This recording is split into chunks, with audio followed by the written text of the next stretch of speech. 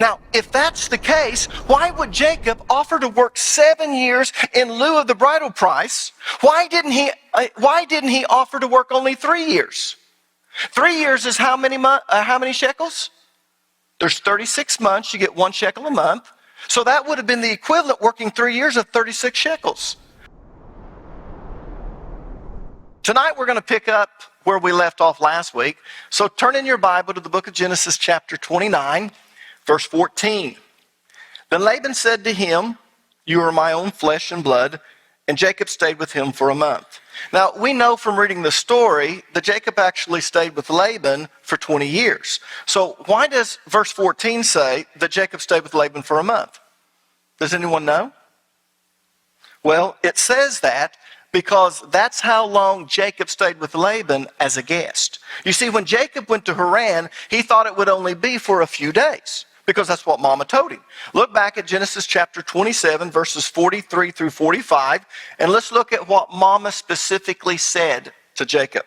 Now therefore, my son, obey my voice and arise, flee to Haran to my brother Laban, and stay with him a few days, until your brother's fury subsides, until your brother's anger against you subsides, and he forgets what you did to him. Then I shall send and get you from there. So as you can see, Jacob didn't intend to stay at Haran or in Haran for very long, just a few days. In fact, he thought that Mama was going to send a messenger any day now telling him it's time to come home. Esau's over it. He's no longer thinking about it. And when the messenger came, he thought that he would bring plenty of money and expensive gifts to be able to pay the bridal price and to give gifts to his future wife's family. Because if you remember, Jacob was supposed to find a bride while he was in Haran. So verse number 14 is telling us that Jacob stayed with Laban for a month as a guest. But after a month and no message from Mama, Laban's hospitality runs out, which brings us to verse number 15. Then Laban said to him, just because you are a relative of mine, should you work for me for nothing? Tell me what your wages should be. Now, you need to understand something about the Middle East and about hospitality. It was, and it still is, customary to appear hospitable, even if you're being insincere. And a good example of this is the way that they haggled with each other. In fact, they still haggle in the Middle East just like they did 4,000 years ago. So let me explain how the haggling process worked in Jacob's day, and then I'm going to compare that to what Laban is doing in verse number 15. The person selling something would open the negotiation by assuring the potential buyer that everything he has is his and just take what he wants. So if there was a merchant there and a customer came in, maybe to his booth or to his store or even his caravan, he would say, oh, my great friend, come on in. And he says, so good to see you. I haven't seen you in so long. And he would say, see my goods. I love you. Whatever you want, here it is. Just take it. But he really didn't mean it. You see, from their perspective, that's how you showed hospitality. Now, from our perspective today, if a person tells you to take whatever you want, but he really doesn't mean it, he's being insincere, disingenuous. But from their perspective, it's not insincere hospitality. It's just a part of the process. Because in their culture, a potential buyer would never, ever take whatever he wanted without purchasing it. Because that would be taking advantage of their hospitality, which is the height of rudeness. So they made the offer knowing that wouldn't be accepted. Now here's where it's kind of interesting. As Americans begin to travel to the Middle East, places like Turkey, Israel, Jordan, Egypt, they don't do that to Americans. Because we don't understand the culture. So if you walked into one of their bazaars, one of their booths in the bazaar, or you went to a store, and they came out and said, oh, it's so good. You're from America. It's wonderful to have you. Just look around, see what there is. What's mine is yours. Just take what you want. Well, they know that Americans would do that because we don't understand their culture. So they don't do that to Americans anymore, but they do to their own people. So they make that offer knowing that it's never going to be accepted. Now, once they go through the formality of hospitality, the seller will then throw a price out because you've refused to just take it. Because you go, oh, no, I can't do that. I can't do that. Please, please, tell me what you want for this. And only after you've gone through this little bit here, he finally will just throw a price out, and you're insisting that he do that, so he does it. But it's always 5 to 6 times more than what the item is actually worth. Because both sides know that you're going to haggle over it. And they're going to continue to haggle with each other until they reach an agreement, or until they realize that they cannot reach an agreement. Now, if you understand the haggling process, you'll understand what Proverbs chapter 20, verse number 14 says. Go ahead and turn there if you don't mind. Notice what Solomon wrote. The buyer haggles over the price, saying, it's worthless. Then he brags about getting a bargain. And people, that's how it is over there. And likewise, the seller would complain that you're ripping him off, and then as soon as you walk out of the store after you paid him, he's now coming and bragging how he ripped you off. That's just part of their culture. And it's kind of interesting. I'll be honest with you. I know that our administration is not as stupid as they seem, our presidential administration. And the reason I say that is because I've been over to the Middle East. And I knew immediately when Egypt began their revolution who was going to take over. If you've been to the Middle East, it's the Muslim Brotherhood. You know they're not going to allow democracy. And yet they talked about democracy, but what's taken place? The Muslim Brotherhood has come into power. You know, they're now talking about Iran, and they're coming in and they're saying about Iran that they're a rational nation, you know, we'll be able to talk with them. People, let me just tell you, they're not. They're not. And if we don't understand that culture and the way they think, we're going to make some huge mistakes. And we're doing it. But I can't believe that we really don't know what we're doing. We just maybe feel like we don't know how else to do it. And that's just the public face or the public message we want to get out. But I want you to understand, this haggling process still works this way in the Middle East today. But here's my point, coming back to verse number 15. When Laban told Jacob, you shouldn't work for me without pay just because we're relatives, tell me how much your wages should be, what he was doing was politely telling him that he wasn't going to entertain him indefinitely. In other words, the guest status was over. Finished.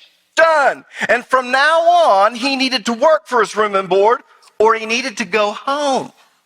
Now, from a Jew's perspective, or anyone from the Middle East, they're reading this story and they get to verse 14 and they get to verse 15. They understand everything perfectly because they live in that culture. They knew exactly what was happening. But from a Western Christian perspective, we just go right over that. But actually what Laban is doing is he's coming in and saying, hey, no more free lunch. You said Mama was coming. It's been a month. Mama's not here. This guest status can't go on forever. If you want to stay, you're going to have to work. Now, people, it's not that Jacob was lazy and hadn't been helping around the house and doing some of the chores, but he really wasn't under any obligation to do so. So he could basically do whatever he wanted whenever he wanted because he was a house guest. So what Laban was doing was putting him on notice in a very polite way that he could no longer stay as a guest. If he didn't want to leave and he wanted to stay, then he was going to have to go to work. Now, this was a wake-up call for Jacob because a month had come and gone, not counting the month that it took to get to Haran, and Mama still hadn't sent anyone to call him back home. So Jacob realized that there was a good chance that he might be there longer than he had originally thought. But what was even worse was that he had fallen in love with Rachel, one of Laban's daughters, but he hadn't brought enough bridal money to purchase a bride. Because in his mind, as beautiful as Rachel was, there was a good possibility that some male suitor was going to come along and he was going to snatch her away and Mama would be too late. So he's in a world of trouble. Now, Jacob loved Rachel, not Leah, because Rachel was the pretty one. And the contrast between Rachel's beauty and Leah's ugliness is a key component of the story. Let me say that again. The contrast between Rachel's beauty and Leah's ugliness is a key component of the story. And you really won't understand everything that takes place at the end of this chapter and in the next chapter if you don't realize what's happening here. The contrast between Rachel's prettiness and Leah's ugliness. So what I'm going to do is I'm going to spend a little bit of time talking about both of the girls' features. Is that all right? because the way Rachel acts and reacts is typical of a good-looking person with a lot of confidence. And the way that Leah acts and reacts is typical of a person with low self-esteem and a lack of confidence. So let's look at verses 16 and 17, and let's look at how both of these girls are described. Now, Laban had 2 daughters. The name of the older was Leah, and the name of the younger was Rachel. Leah had weak eyes, but Rachel had a lovely figure and was beautiful. Not pretty, but beautiful. Now, you need to understand something about the Bible. The Bible always uses euphemisms for anything that's sexual. Adam knew Eve. The word knew means that he had sexual intercourse with her. When the Bible comes in and talks about certain things, it will always use these euphemisms, not only in the Old Testament, but the New Testament. When it's talking about marriage, it says marriage is holy in all things, and the marriage bed undefiled. Well, that word marriage bed, or that phrase marriage bed, is actually translated from the Greek word koitea, which means, or actually we get our word coitus from. So if you would have translated it literally, it would have been sexual intercourse, but we don't do that. We use a euphemism because usually the Bible does that, but that's one instance it doesn't. Now, the reason I'm bringing all of these things up is because when the Bible says that she had a lovely figure, that's there for emphasis. She was a very beautiful woman with a body that rocked. You need to understand that. Okay. Now, as we look at these physical characteristics, I want you women to fight the urge to feel sorry for Leah and to hate Rachel.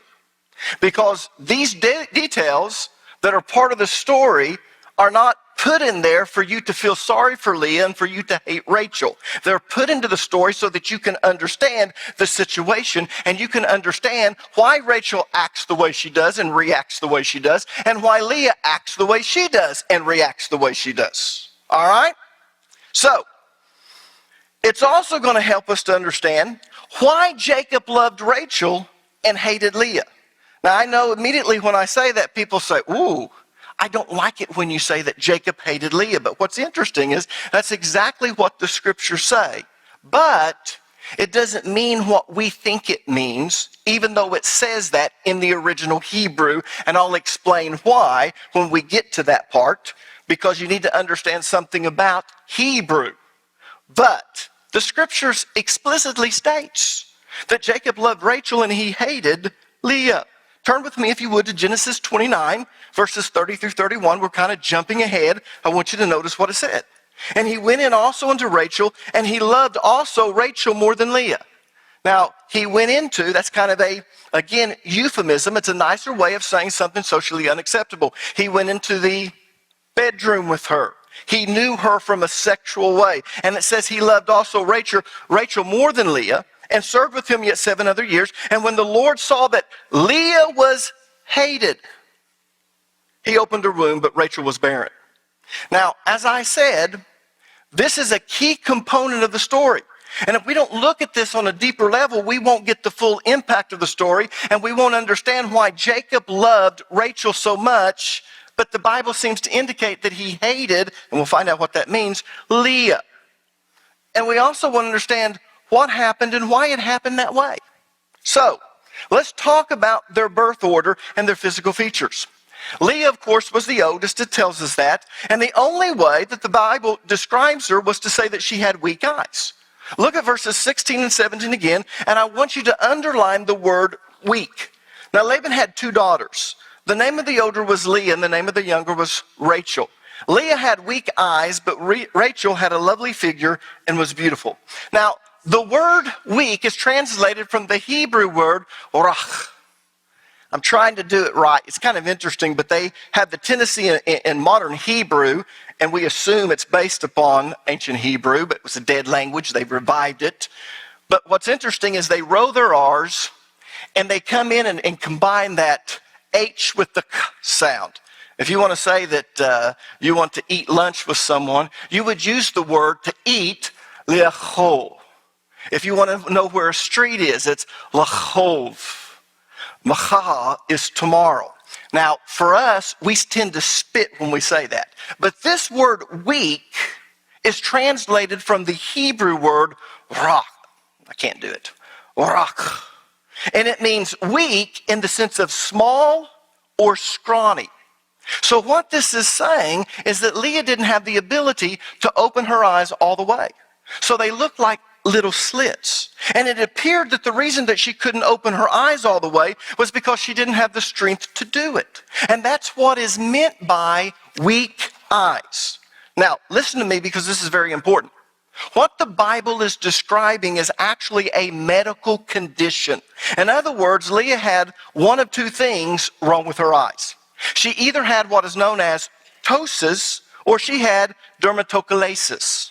Now, if you're in the medical profession and I mispronounce that, then you can come up and you can tell me later. Just tell me afterwards. I actually go to a place where I listen to the word and try to say it like it. But she either had what is known as ptosis or dermatochalasis. Now, let me explain what those two things are, and then I'm going to show you pictures so you'll see how it looks. All right?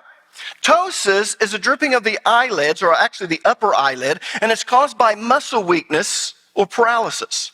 Now, it can occur in just one eye, or it can occur in both eyes. And since verse 17 says that Leah had weak eyes, plural, it means that it would have been in both eyes. Now, years ago, we had a lady in our church who had this medical condition, but it was only in one eye. She's not going to mind me mentioning her name because she's a good friend of mine, and she's not uncomfortable about it. And many times she said, well, Alan, just go ahead and use me as an example.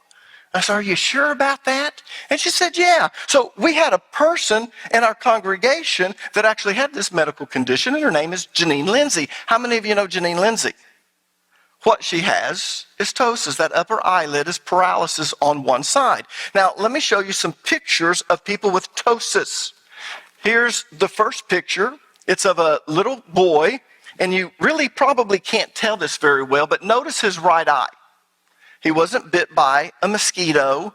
It's not that he was bit by a bug and it's swollen up and it's kind of partially closed. No, he has a condition that's referred to as ptosis. Now, I want you to notice, this one's kind of open here, but this one is like a small slit.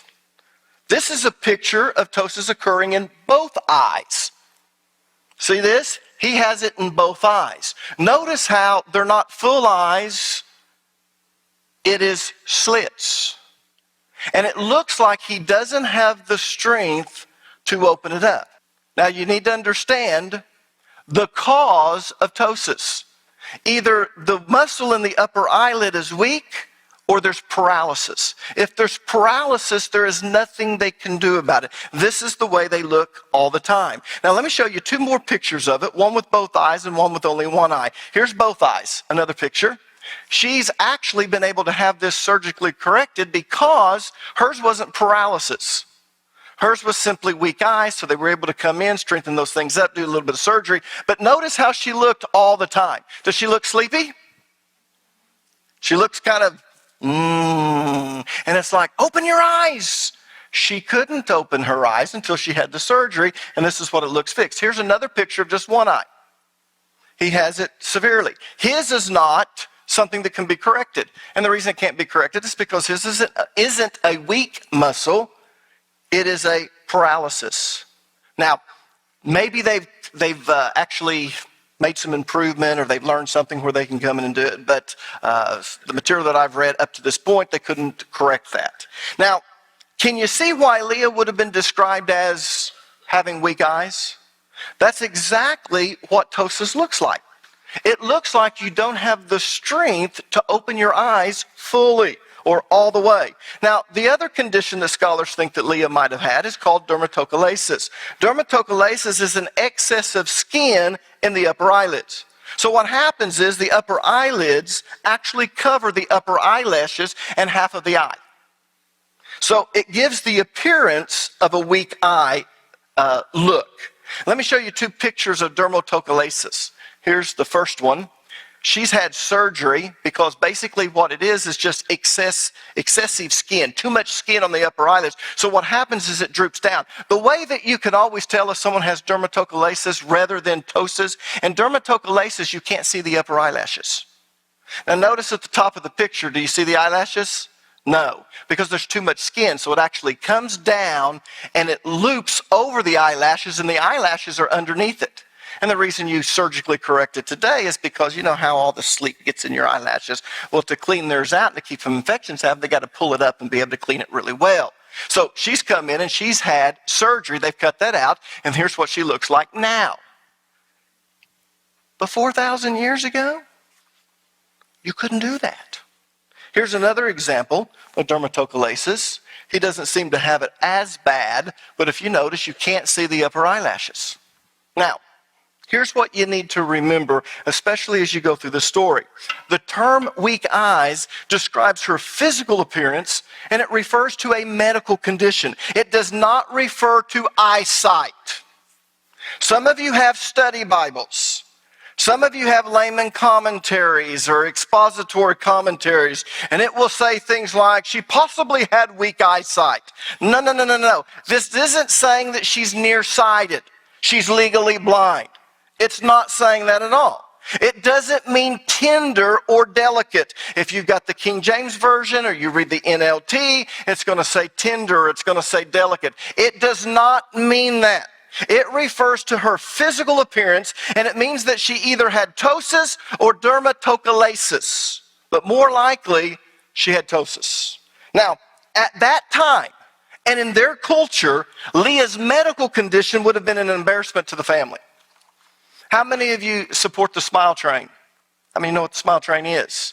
It basically goes to children in third world countries that have a cleft palate, and they fix it. Because in those cultures, it's very embarrassing to have that. And they're ostracized from society.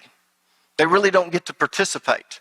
So when you fix that, you're literally changing their life. And no, that's not one of the ministries we'll be talking about at the Jenner's Church. But anyways, I want you to understand in this culture, her medical condition would have been very embarrassing to the family, and it would have made it almost impossible to arrange a marriage for her.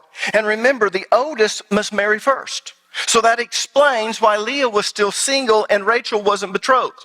Laban couldn't arrange a marriage for Rachel until Leah was betrothed. And it was all because she had weak eyes. But that was the reason it was impossible for him to arrange a marriage. But it also explains why Rachel was a shepherd and Leah wasn't, even though Leah was the oldest. Last week, Clayetta Ridenauer came up to me and she said, so if Leah was the oldest and you reached the age of 14 and you needed someone because of your flock, you would use a woman. Why wasn't Leah the shepherd? Well, Laban wanted Rachel out in public, and his hope was that Rachel's beauty and lovely figure would attract male suitors, and with polygamy being an acceptable practice, maybe someone would be willing to marry Leah as long as he got Rachel also. So Rachel wouldn't go out in public very often, while Leah was, or Rachel would go out in public very often, and Leah would have to stay at home.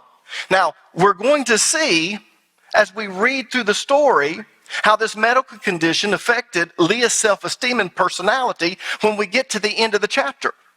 She's going to start having children. And she names her children interesting names that have interesting meanings. And then we're going to get into chapter 30, and we're going to find out that she quits conceiving. But the reason she quits conceiving is very interesting. And it all goes back to this rivalry between Rachel and Leah, and to this victim mentality and this overconfidence and this entitlement personality that Rachel has. All right?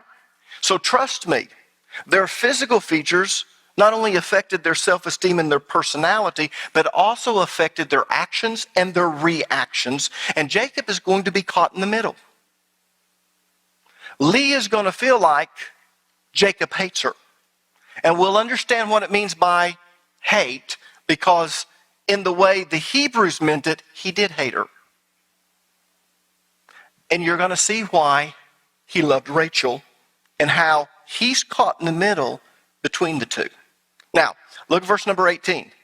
We've been 14, 15, 16, 17. We're moving on to verse 18. Jacob was in love with Rachel, and he said, I'll work for you 7 years in return for your younger daughter, Rachel. Now, Remember, let's keep in mind that Laban had politely informed Jacob that he could no longer stay as a guest. So if he wanted to stay, then he needed to go to work for Laban, which begs the question, how much to pay him? Because after all, he is a family member, but he needs to earn his own way, and Laban's a greedy fellow.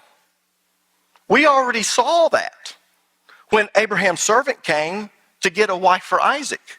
We saw how Laban reacted. We saw too when Jacob came and Rachel came running home and said that her cousin had come. He remembered what happened. The reason he ran running out there is because he's a greedy person. And now that he has politely informed him that if you want to stay, you need to work, it begs the question, how much is Laban going to have to pay him? So Laban begins the negotiation just the way they always did it in the Middle East. He begins by asking Jacob to tell him what he thought a fair wage would be. Because he's expecting from that point, we'll begin to haggle. And he would have the upper hand because Jacob has told him everything. Jacob has told him that he can't go home. And the reason he can't go home is because Esau wants to kill him. So Mama said, come up here. And so he's basically going to say it, but in a very polite way, that if you want to stay, then you need to go to work. What do you think is a fair wage? And they would begin to haggle. And that's what Laban was expecting to happen. But Jacob surprised him. Instead of asking for wages, he says, I want to work for Rachel.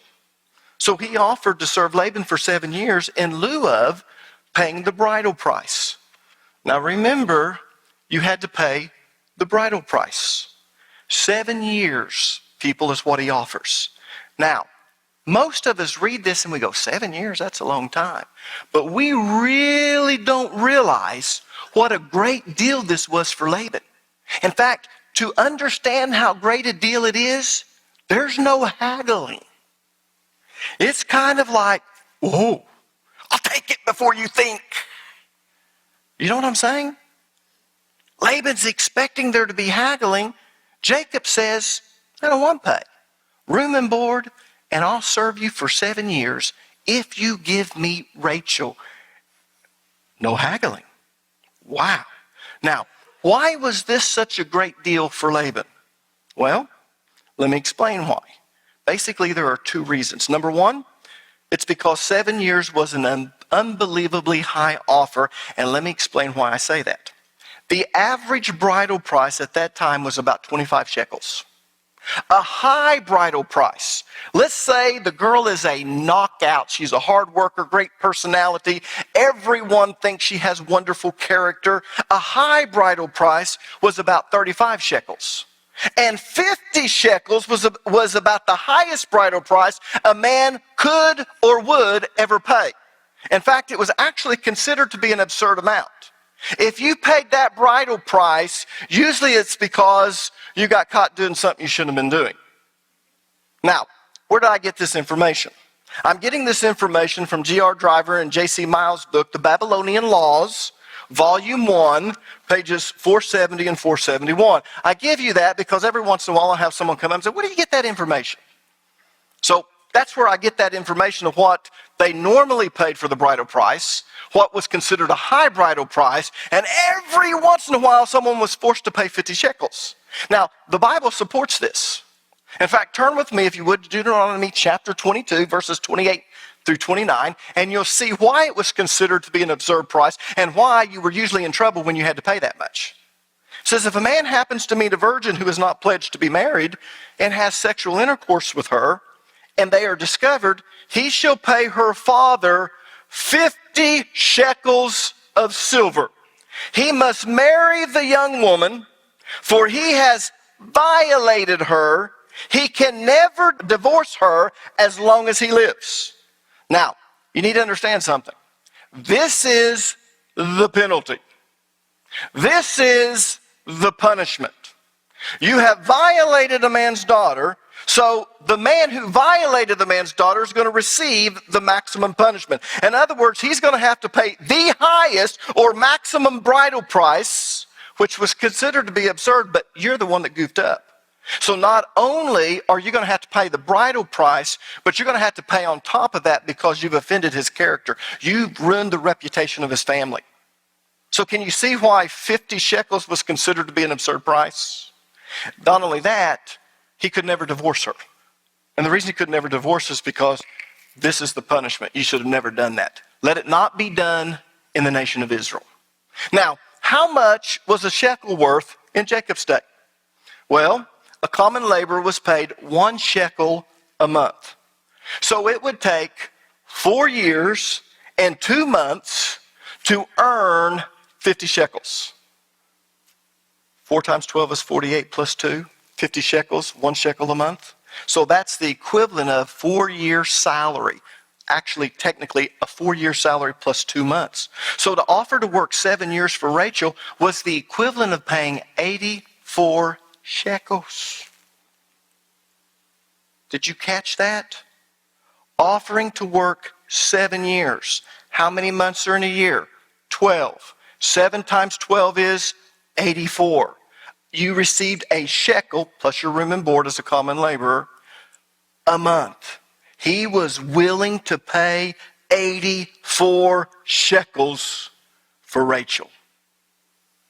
Now, people, that is 34 shekels above and beyond what was considered the maximum bridal price, which was also considered an absurd amount. So Laban was getting a great deal from a financial perspective. So when he throws it out to begin the haggling process, so what would be a fair wage? And he says, no money. Room and board like you would a common laborer, but instead of receiving a shekel, I'll work 7 years for Rachel. And he doesn't even haggle. Oh my gosh, Jacob is a fool.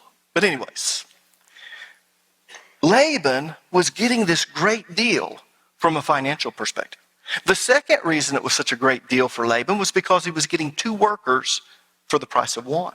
You see, Jacob wasn't going to get to marry Laban's daughter until after he worked for Laban for 7 years.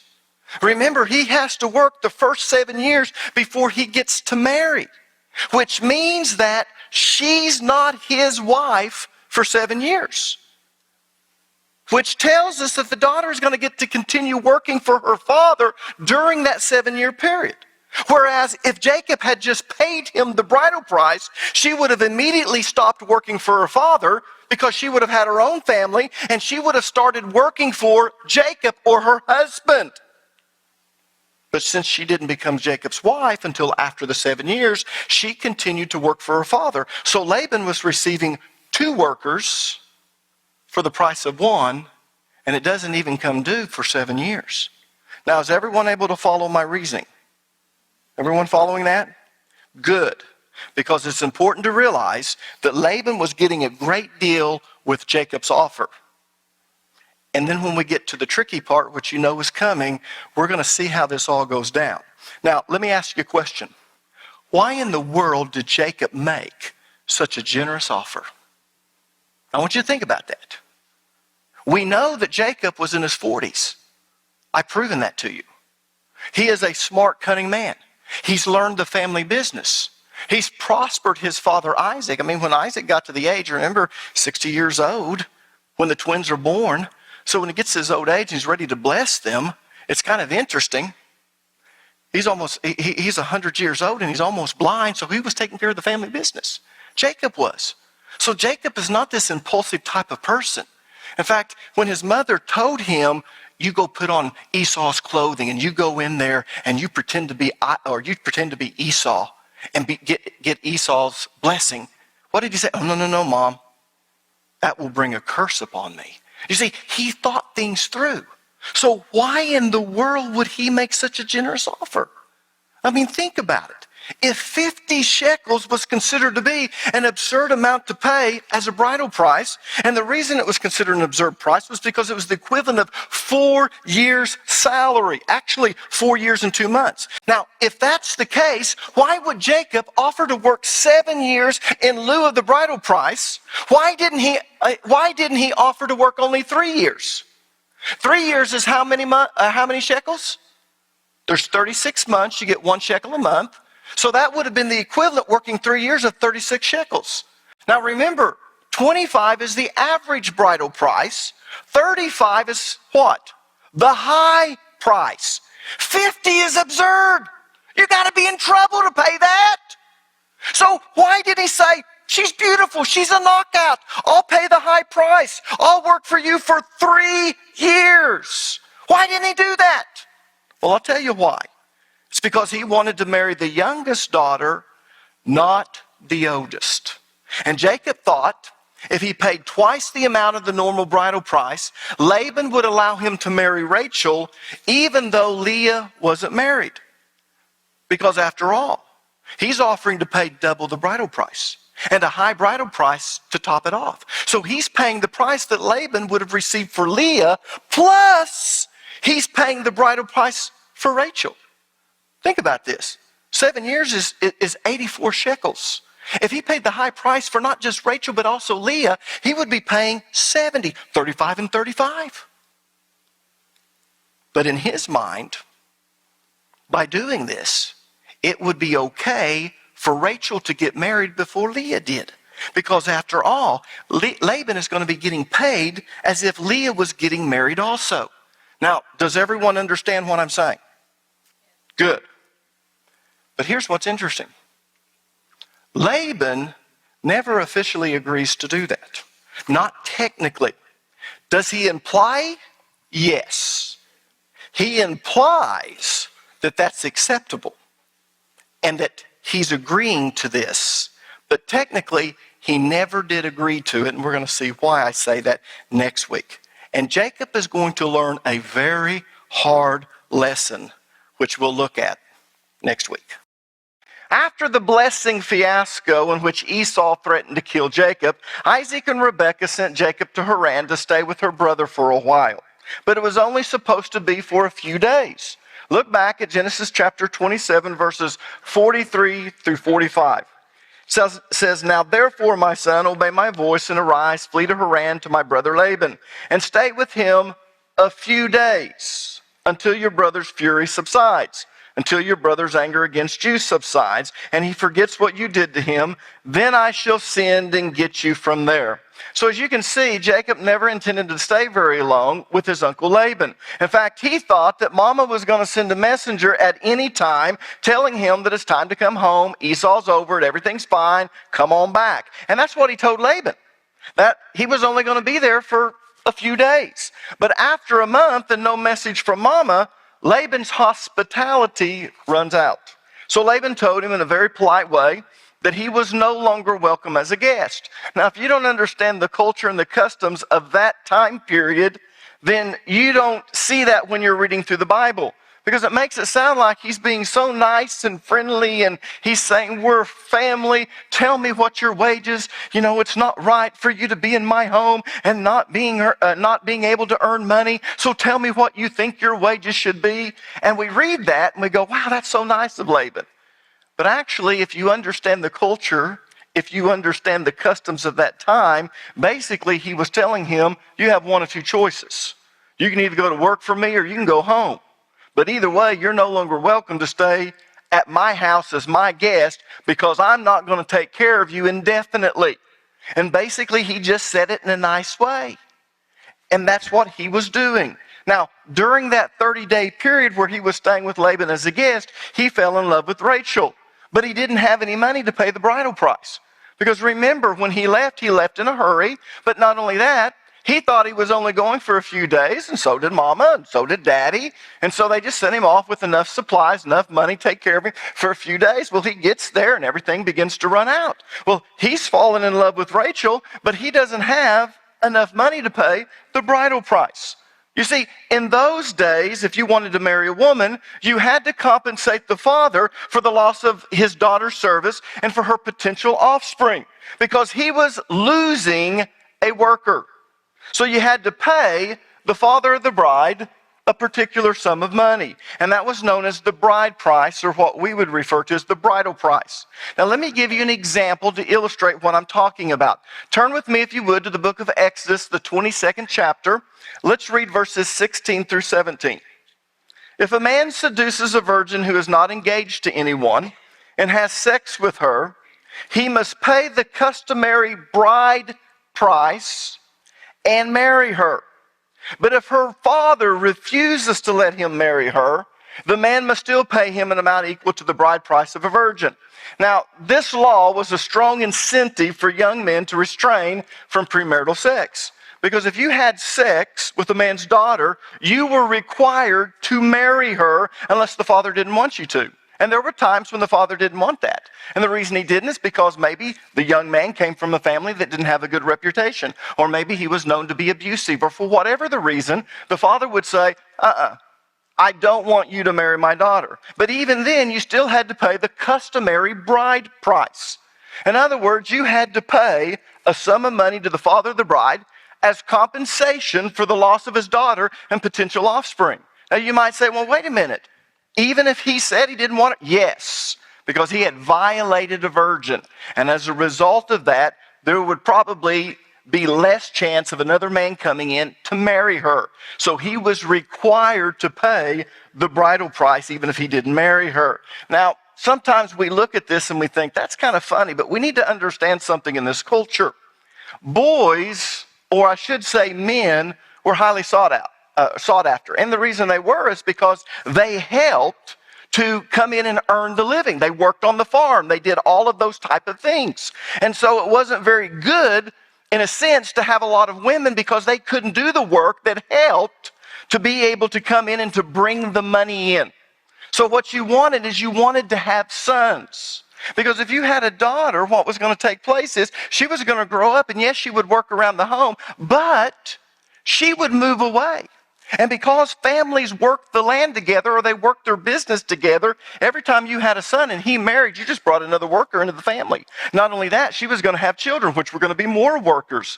And so you wanted to have sons, not daughters. Now, Jacob wanted to marry Rachel, but he didn't have enough money to pay the bridal price. So Jacob offered to work for Laban for 7 years in lieu of paying the bridal price. And Laban immediately accepted Jacob's offer. And the reason he immediately accepted it is because it was a great deal. And let me explain why. First of all, 7 years of labor was worth almost twice as much as the customary bride price. Not quite, but almost. The second reason it was such a great deal for Laban was because he wasn't losing his daughter for 7 years. He wasn't losing her as a worker. You see, the official wedding ceremony wouldn't take place until after Jacob had worked for him for 7 years, which meant that she was going to be able to work for her father for 7 more years. So he was getting 2 for the price of 1, at least for 7 years. And that's why it was such a great deal for Laban, which brings us to verse 21. Finally, the time came for him to marry her. I have fulfilled my agreement, Jacob said to Laban. Now give me my wife so I can sleep with her. Now, I don't know if you noticed it, but Jacob referred to Laban's daughter as his wife prior to the wedding ceremony. You see, at that time, the woman was considered to be the wife of man at the time she was betrothed to him, or at the time they became engaged. But even though they were considered husband and wife, they weren't allowed to have any type of sexual relationships, or even to be alone with each other until it was time to officially consummate the marriage at the wedding feast. So you were considered husband and wife, but you didn't live together. And you were never alone with each other until after the marriage was consummated, which gives us a little insight into the relationship between Joseph and Mary and the problems that it created. She was betrothed to Joseph when she became pregnant with Jesus. And what was Joseph going to do? He was going to divorce her quietly. Why? Because he knew it wasn't his child. He'd never had sex with her. He'd never even been alone with her. And here she comes up pregnant, and she's considered his wife because they're engaged. Look at Matthew chapter 1, verses 18 through 19. This is how the birth of Jesus the Messiah came about. His mother Mary was pledged to be married to Joseph, but before they came together, she was found to be pregnant through the Holy Spirit. Because Joseph, her husband, was faithful to the law, and yet did not want to expose her to public disgrace, he had in his mind to divorce her quietly. Now, Joseph and Mary were just engaged. when she became pregnant with Jesus. But I want you to notice that he was referred to as what? Her husband. And though they were only engaged, when she became pregnant, he was going to have to divorce her. They were considered to be husband and wife, though it was not official. It had never been consummated. They didn't live together. There was just that period of time in which they were engaged to each other. Now, this is kind of interesting. And the reason it's interesting is because we don't think like this at all. But back then, they did. So, after Jacob fulfilled his obligation, he told Laban, now give me my wife so I can sleep with her. Now, as every man knows, he's being direct because Jacob had been looking forward to this moment for 7 years. 7 years. Ever since Laban accepted his offer of him working for her for 7 years, he was looking forward to the time that she would officially become his wife and he could sleep with her, and he didn't make any bones about it. His 7 years were up, so he told Laban, give me my wife so I can sleep with her. Now, if you have the King James Version or the NIV, it uses euphemisms, but if you look up those words in the Hebrew, they all refer to sex. Basically, he's telling his future father-in-law, he says, I made this agreement with her. She's to be my wife. Give her to me so we can consummate the marriage. Which brings us to verse 22. So Laban invited everyone in the neighborhood and prepared a wedding feast. Now, let me explain a little bit about the wedding feast. If the father could afford it, the wedding feast lasted for 7 days. That was tradition. And the first day was the big day. I mean, everything happened on the first day. It involved the procession to and from the bride's home in order to bring her to the wedding feast. In fact, a lot of the parables of Jesus deal with the wedding feast. So if you don't understand the wedding feast, you don't understand those parables. So it involved the procession to and from the bride's home to bring her to the wedding feast. It involved the reading of the marriage covenant or the contract, and a large meal that was attended by both families and neighbors. And at the end of the day, the groom would wrap his cloak around the bride, who was veiled throughout the whole ceremony, and he would take her to the nuptial chamber where the marriage was consummated. But the feasting and the celebration continued for a whole week. Now, it didn't happen during the day. You need to understand what would take place. On the first day, it would normally start late morning, maybe 11, 12 o'clock. They would go to the bride's home and they would pick it up. And the wedding party would carry her to the feast. She's all decked out. She's ready to go. But when they get there, it's just a wonderful time. It's a feast, it's drinking, there's music, there's dancing, and this goes on all afternoon. And towards the evening time, then they're going to get to the part where they're going to come in and they're going to read the marriage covenant. They're going to have the couple come up. They're going to do all the things that they do. Now, the other days, the neighbors would go back to work. And they would work during the day. When they came in from working, they would go clean up and they would come back to the wedding feast. And during that day, the family was preparing another big feast with lots of wine, lots of music, lots of dancing, lots of eating. And that would continue on for 7 days, which brings us to verse 23. But that night when it was dark, Laban took Leah to Jacob and he slept with her. Now, here's what's interesting. The groom did not get to choose when he took his bride into the nuptial chamber to consummate the marriage. Now, I know a lot of women are thinking, oh my gosh, I can't believe this would happen.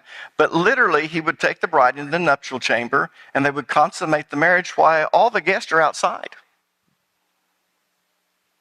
Yeah, that's the way it worked. But the groom didn't get to choose when he did that.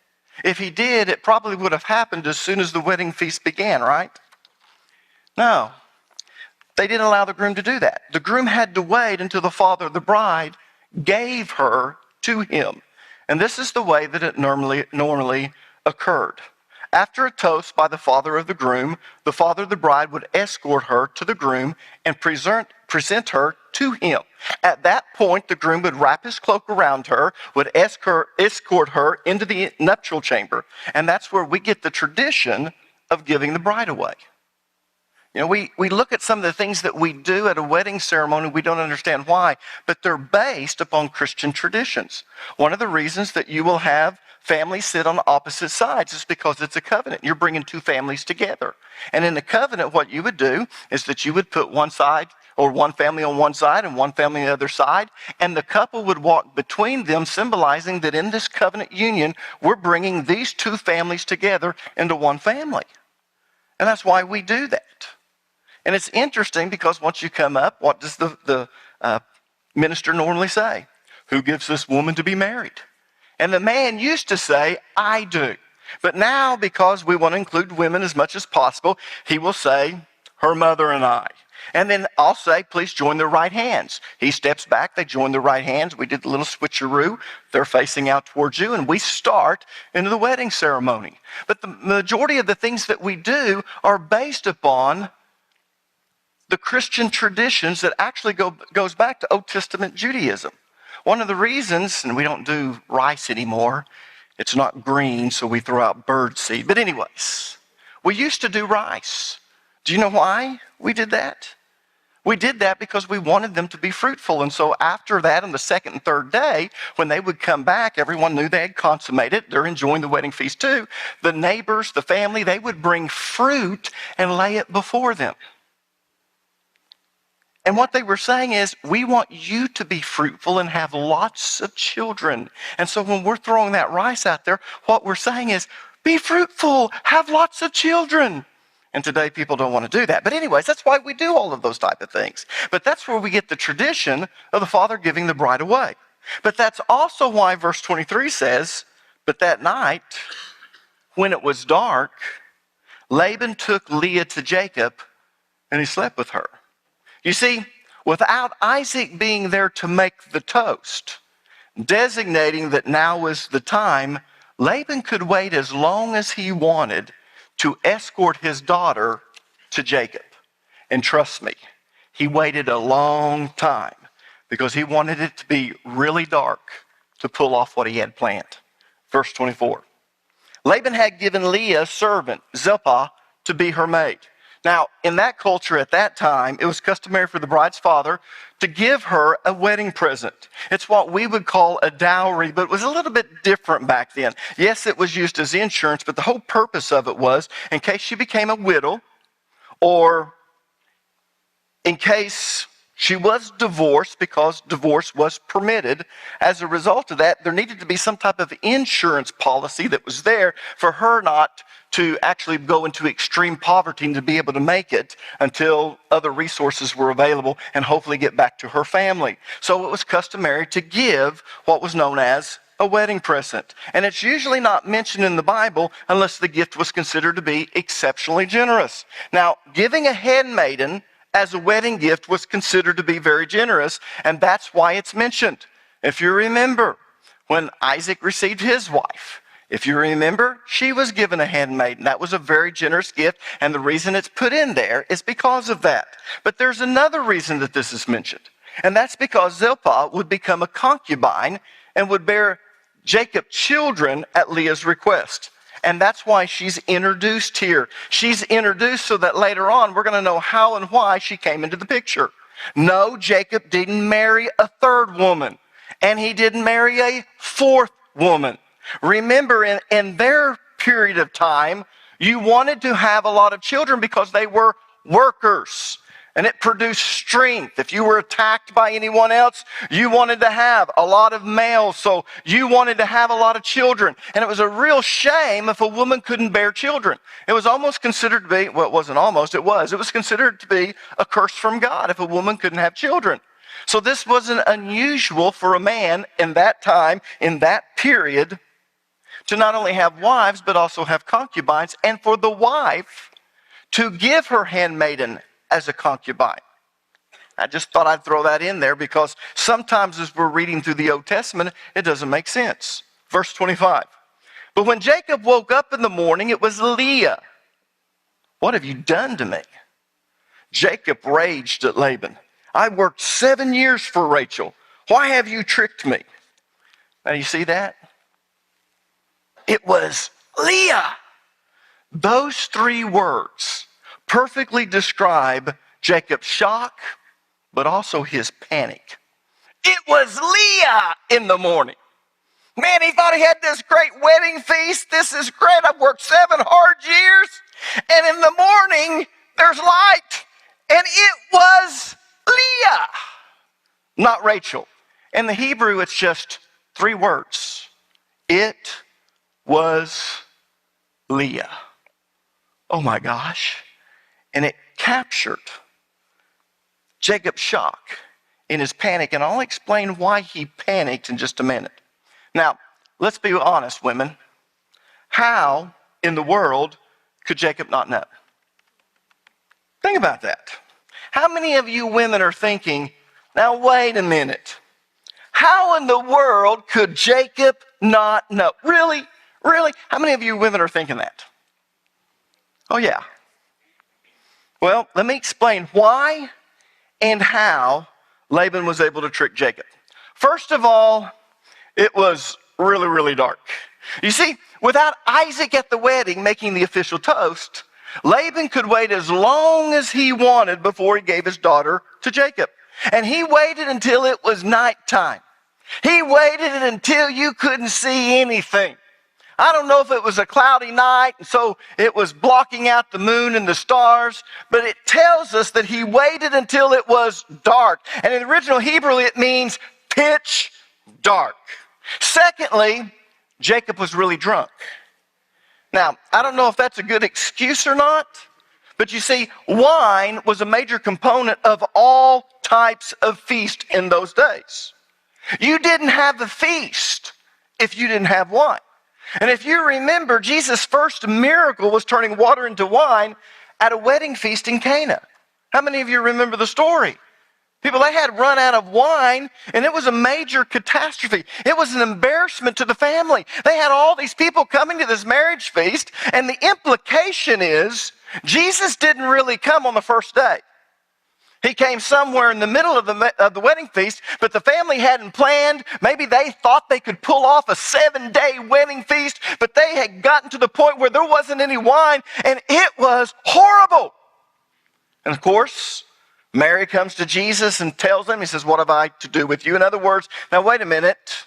I'm here to do God's will, not your will, Mama. You can't be sticking your nose into it because I'm here to do God's will. But guess what? Because he is an obedient son, he does that. He turns the water into wine. But the reason he did it was because this was a catastrophe.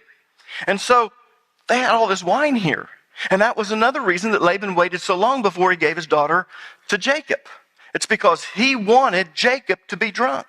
And so you can bet he kept pouring wine into Jacob's glass, and he kept saying, drink up, it's a joyful time. Here, drink some more wine. And he waited until Jacob was where he needed to be able to pull this off.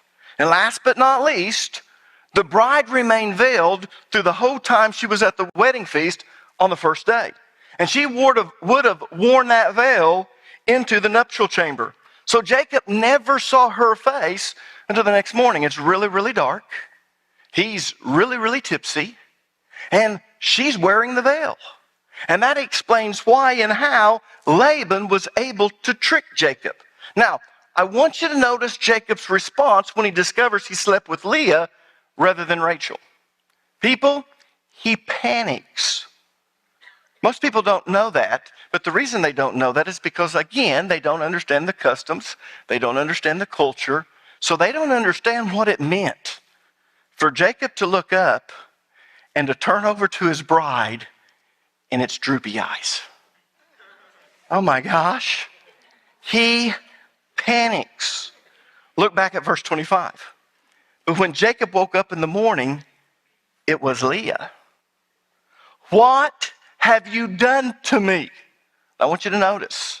That's the first thing he says. What have you done to me? You see, once Jacob had sexual intercourse with Leah, because she was a virgin, the action was irrevocable. People, it couldn't be undone. Jacob was married to Leah whether he wanted to be or not. You see, when he turned and he saw that it was Leah, he understood the customs. He understood the culture. It was just a fact. She was a virgin. He slept with her. It doesn't matter why.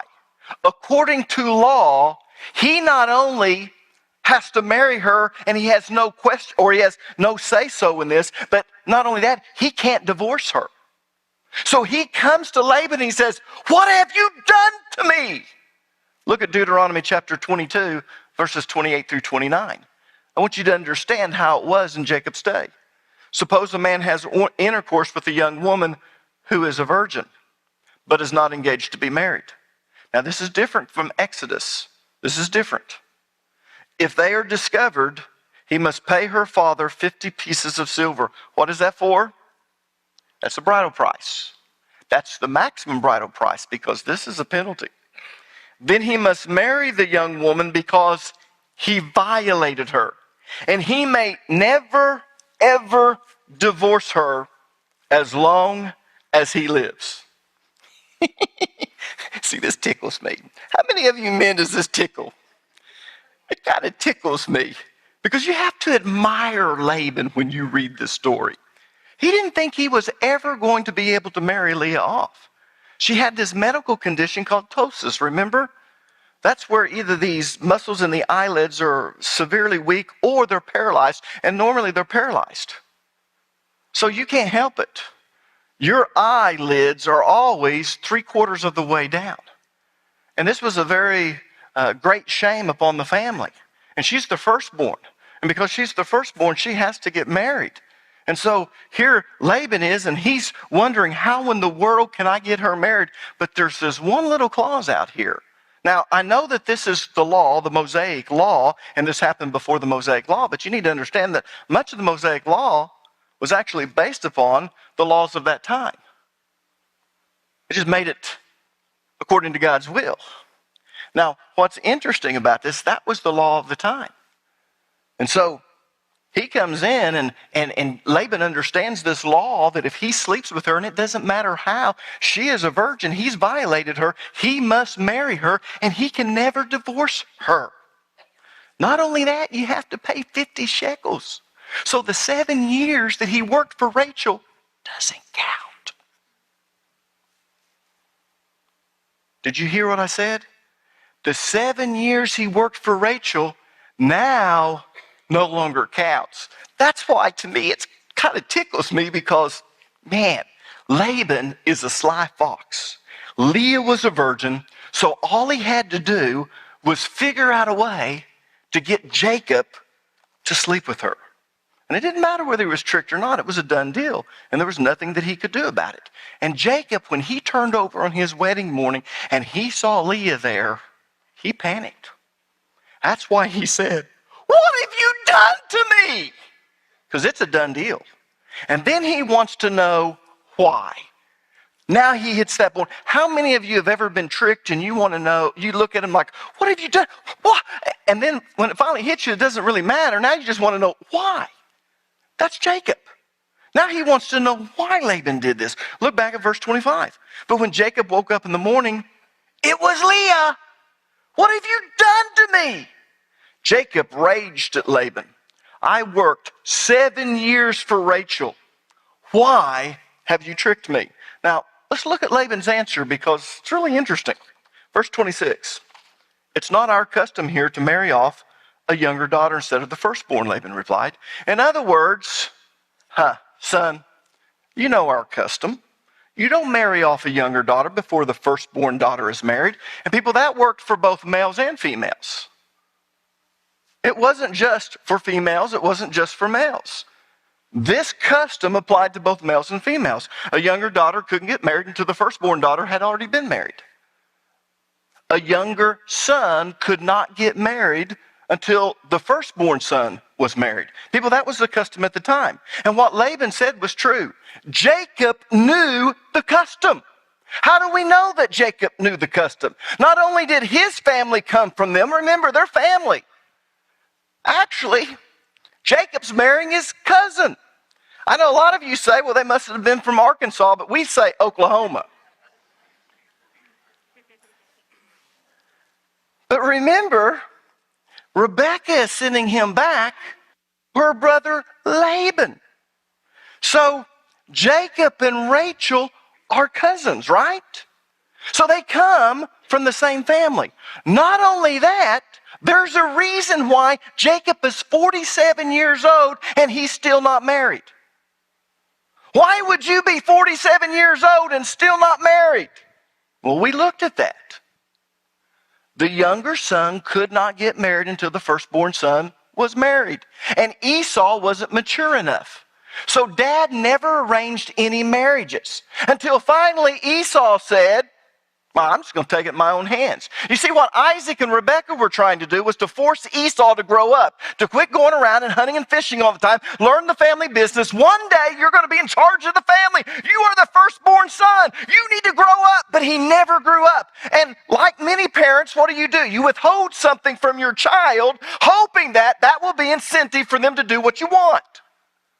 How many of you who want your children to work withhold the keys to the car when they turn 16 until they go get a job? What are you doing? You're trying to give them an incentive to go out and do what you want them to do. So Daddy had never arranged any marriages. And at 40 years old, the scripture tells us, Esau takes matters into his own hands. He goes out and he marries 2 Canaanite women. Now, once he does that, then Jacob can now get married.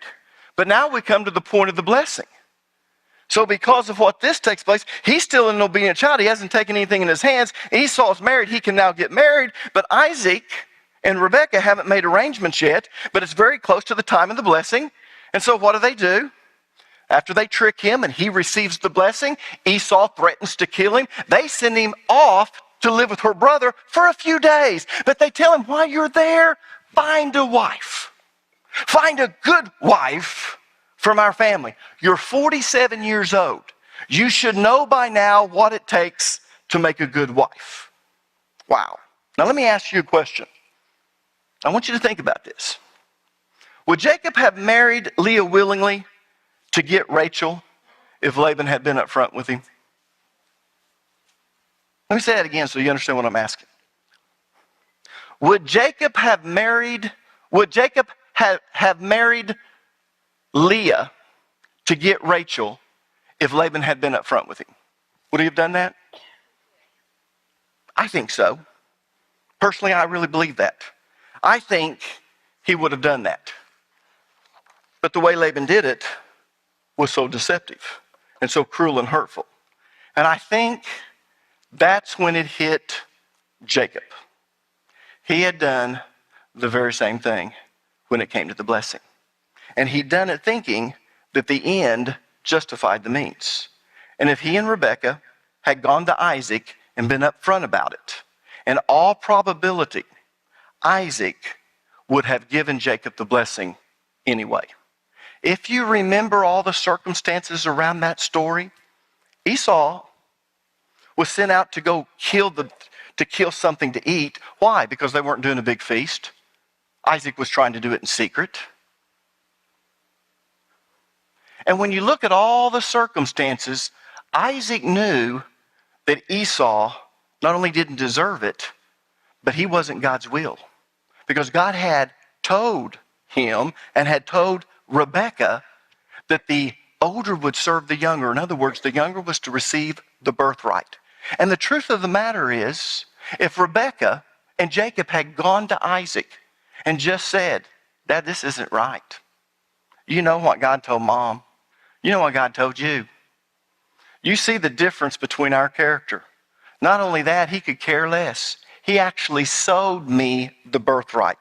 I truly believe that if Rebekah and Jacob had done the right thing, in all probability, Isaac would have done the right thing. But what goes around comes around. Jacob had deceived his father, and now his father-in-law had deceived him. He dressed up as Esau and pretended to be Esau. And now Leah had dressed up as Rachel and pretended to be Rachel. He had taken advantage of his father's condition. Remember, his father was almost blind at the time. And now his father-in-law had taken advantage of his condition. It was dark, and he'd been drinking. And I believe that when he realized that it was Leah and what his father-in-law had done, it hit him. If he'd just been upfront about it to his father Isaac, Isaac would have probably done the right thing. But he and his mother just didn't trust Isaac to do the right thing, So guess what they did? They tricked him. And now he knows how his father must have felt. Why didn't you just come to me? Why weren't you truthful? Why weren't you up front? I would have done the right thing. And that's what he's thinking about Laban. Laban, why? Why didn't you just come to me and say, son, I can't give you Rachel until Leah is married. If you'll marry Leah, then I'll allow you also to marry Rachel later. And I believe in all my heart that Jacob would have done the right thing. I think he would have married Leah to get Rachel, but to be tricked was so cruel and so heartless and so hurtful, and not just to him. Trust me, I can guarantee you Leah was hurt. Rachel was hurt. This hurt the whole dynamics of the family for years afterwards. But this is a good lesson for us. The end does not justify the means. Look at Romans chapter 3, verses 7 and 8. For if the truth of God hath more abounded through my lie unto his glory, why yet am I also judged as the sinner? Now, let me explain what this is saying.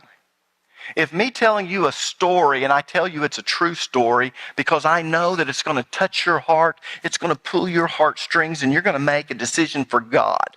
So in essence, it's going to glorify God. If I tell that story and tell you it's true and it's really not, that's a lie. So the question is, if God is glorified through my lie, then why am I still judged as a sinner? Why am I a liar? This is what this is saying. The end does not justify the means. And then it goes on. And not rather as we be slanderously reported, as some affirm that we say, let us do evil that good may come, whose damnation is just. You see, they were accusing Christians of saying that Jesus was resurrected when he really wasn't resurrected. And good came out of it because people had better lives, more moral lives. And they're saying, you're just saying that because you want people to live a more moral life. And said, you don't understand the way Christianity works. You don't understand our God. In Christianity, the end does not justify the means. And people, that's the difference between Christianity and the Islamic faith. The Quran tells you that you can lie to your enemies to further the Islamic faith. That's why their world and their culture is so messed up even today. You go there, they can lie right to your face. You can't trust them any further than you can throw them. The president of Iran is not a rational man. And if you don't understand that, you're a fool. That's as simple as it is. Now, the scripture says that they tricked Isaac in order to get the blessing, in order to get God's will. But for Jacob, it hit him. The end doesn't justify the means. You know what?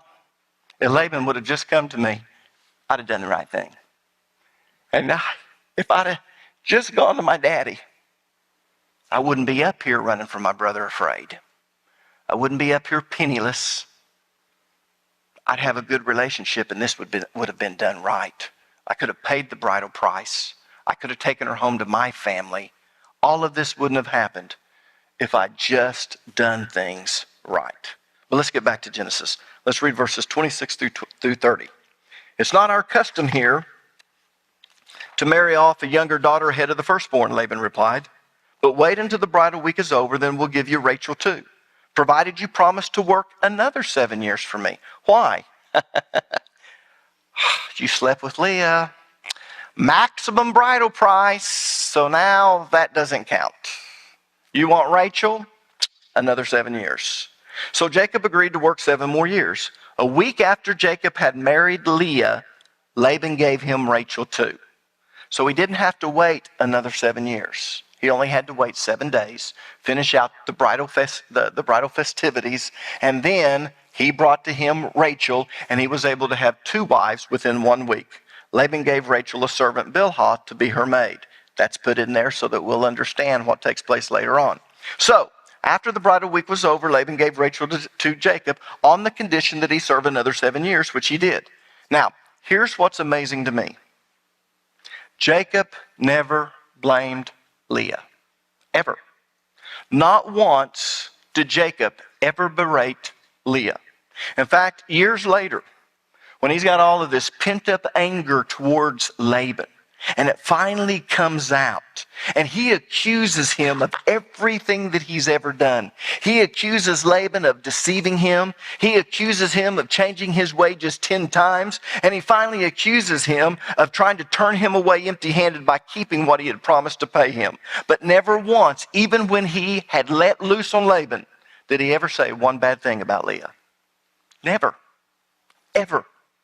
And I personally believe that the reason that he never blamed her is because he'd done the very same thing, all because he was trying to be obedient to his mother. If you remember, Jacob did not come up with the plan to trick Isaac. That was Mama. And Jacob said, Mama, let's not do this. If he discovers it's me, he's going to curse me. Let's not do this. And she tells him, you just do what I tell you to do.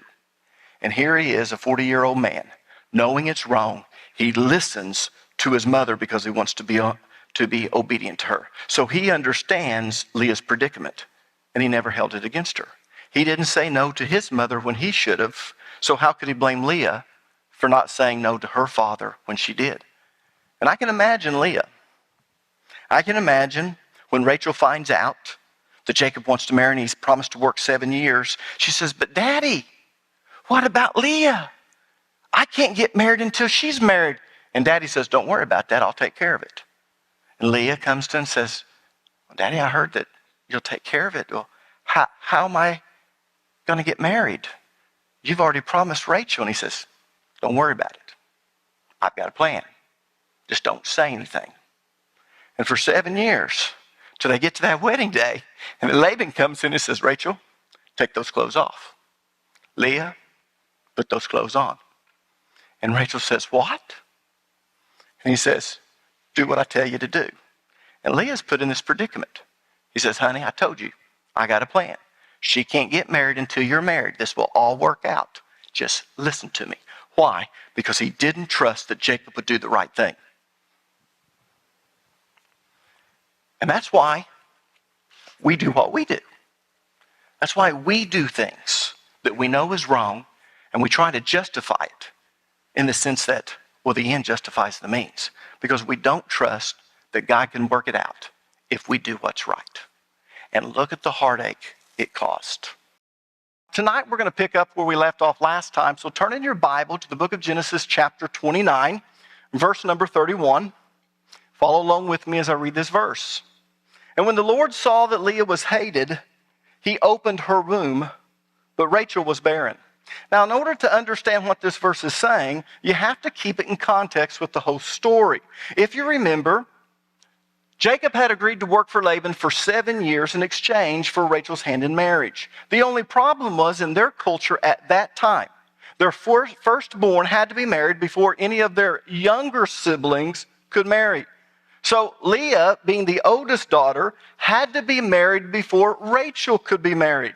Now, Jacob was very familiar with this custom because that's one of the reasons why he was 40 years old and still not married. He wasn't the firstborn, Esau was. And the reason that Isaac had never prearranged a marriage for him is because Esau wasn't emotionally mature enough to do that. And he couldn't find a wife for Jacob until Esau was first married. And of course, we know the story. Esau took matters into his own hands and ended up marrying who he wanted to marry when he wanted to marry. But after he was married, then it was appropriate for Jacob to be married. So Jacob was very familiar with this custom, and that's why he offered to work so long for Laban. You see, he thought that by offering to pay such a high bridal price, that Laban would overlook the custom and allow him to marry Rachel. But Laban had no intention of breaking this custom or breaking this tradition. But he led Jacob to believe that he would. So on Jacob's wedding night, when Jacob was kind of tipsy with too much wine and it was good and dark, then Laban sent Leah into the nuptial chamber instead of Rachel, and Jacob had intercourse with her. And in the morning, when he looked over, all of a sudden he noticed it was Leah. And by then it was too late. So when he protested to Laban about deceiving him, Laban simply reminded him, that's the custom. Buddy, you know the custom.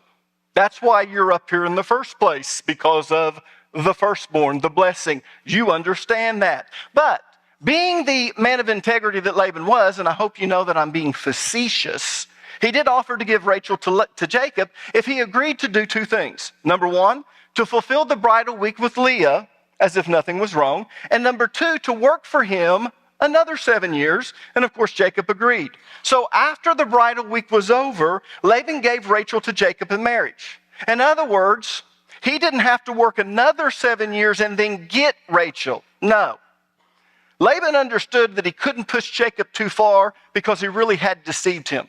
He had led him to believe that he was going to give him Rachel. So, even though he agreed to work another 7 years, when the bridal week was over, after 7 days, then Rachel was given to him in marriage. So now Jacob had two wives, Leah and Rachel, but Rachel was the one that he loved. Look at verse number 30. So Jacob slept with Rachel too, and he loved her much more than Leah. He then stayed and worked for Laban the additional 7 years. So now that you understand the context, let's look back at verse number 31, read it again, and see what it's saying. And when the Lord saw that Leah was hated, he opened her womb, but Rachel was barren. Now, most people get the wrong impression when they read this verse. They get the impression that Jacob hated Leah, literally. But people, that's not true. That's what it says, but that's not what it means. You see, in the Hebrew language, a verb can be used in one of two ways. It can describe some type of action. I hit the ball. Hit is the verb. It's an action. I hit something. I ran to town. Ran is a verb. It's an action. I was actually doing something physical. So a verb in the Hebrew can describe some type of action, or it can describe the omission of an opposite action. Let me say that again. It can describe the omission of an opposite action. Now, in this context, the verb hate is being used to describe the omission of an opposite action. And what's the opposite of hate? Love. So what this verse is saying is that Jacob didn't love Leah. It's not that he hated her. He didn't hate her. It's simply that there was no love there. He did not love Leah. He did not work 7 years for her. He worked 7 years for Rachel. That's why every translation besides the King James Version translates this Hebrew verb as unloved rather than hated. In fact, let me show you how the New American Standard, the NIV, the New King James Version, and the New Living Translation translates this verse. Let's start with the New American Standard. Notice what it says. Now the Lord saw that Leah was unloved. NIV. When the Lord saw that Leah was not loved. The New King James. When the Lord saw that Leah was unloved. The New Living Translation. When the Lord saw that Leah was unloved. Now, why did they not put hated in there? Why did they translate it this way? Well, the reason they translate it this way is because this verb is not describing an action. It's describing the omission of an opposite action. So just to make sure that everyone gets what this verse is saying, let me repeat myself, because Jacob is not this horrible man that we've made him out to be. So let me repeat myself. Jacob did not hate Leah. He just didn't love her. And that's what this verse means. Jacob had two wives. One he loved, the other he didn't. So God had compassion on Leah and he opened her womb. In other words, she got pregnant during the bridal week. And from that time on, she was fertile myrtle. She was a baby-making machine. And I'm not imagining that. Listen to this. She had 6 sons in a period of 7 years. Women, did you hear me? She had 6 sons in a period of 7 years. She was a baby-making machine. Now look at verses 32 through 35. So Leah became pregnant and gave birth to a son. She named him Reuben, for she said, "The Lord has noticed my misery, and now my husband will love me." She soon became pregnant again and gave birth to another son. She named him Simeon, for she said, "The Lord heard that I was unloved and has given me another son." Then she became pregnant a third time and gave birth to another son. She named him Levi, for she said, surely this time my husband will feel affection for me, since I have given him 3 sons. Once again, Leah became pregnant and gave birth to another son. She named him Judah, for she said, now I will praise the Lord. And she stopped having children. And let me add, temporarily, just for a brief period, because that's only 4. And she's going to have 6 in a 7-year period. So there's more to this than what you're reading, and you have to think about that. So her first son was Reuben. Reuben literally means, look, a son. And after Reuben was born, Leah thought that that would change the way that Jacob felt about her. Look at verse 32 again. So Leah became pregnant and gave birth to a son. She named him Reuben, for she said, the Lord has noticed my ministry, and now my husband will love me. Now, why did Leah think that having a son would change the way that Jacob felt about her? Why did she think that way? Does anyone know? It's because in those days, the value of a wife was based on her ability to produce children. Let me say that again. The value of a wife was based on her ability to produce children, and especially sons, not daughters. You see, the more sons you had, the more workers you had. And the more workers you had, the more work you could get done. So sons were a means to prosperity. You have a lot of sons, you can work a lot of land. You can have a lot of flocks. You can take them in different places. So you can build your wealth up. Not only that, when your sons get old enough to marry, they'll go out and marry someone. The woman will leave her family, come in, and you'll have more children. So you can continue to grow your business, which in a sense was your family. So a wife's value was based on her ability to produce children. So when Leah got pregnant right off the bat and she had a son, she automatically assumed that Jacob's feelings towards her was going to change. She assumed that he would love her more because of her ability to produce children, and especially sons. Not more than Rachel. She wasn't expecting that. She understood something. I've got this medical condition that makes my eyes droopy. Can I go a little bit further? Did I tell you what the word Leah actually means? Now, I know many of you take these women's courses and you read these books from the Christian bookstore. And, you know, it wants to make things positive. It wants to make you think that your name's really nice. But most of the time, names aren't that good. Do you know what Leah really means? Cow. Seriously. Leah was a cow. She didn't have a great body. That's why Rachel's is mentioned, because there's a contrast. She had droopy eyes. She wasn't pretty to look at, and there was nothing to desire about her body. But guess what? I got pregnant from our bridal week, and I produced a son.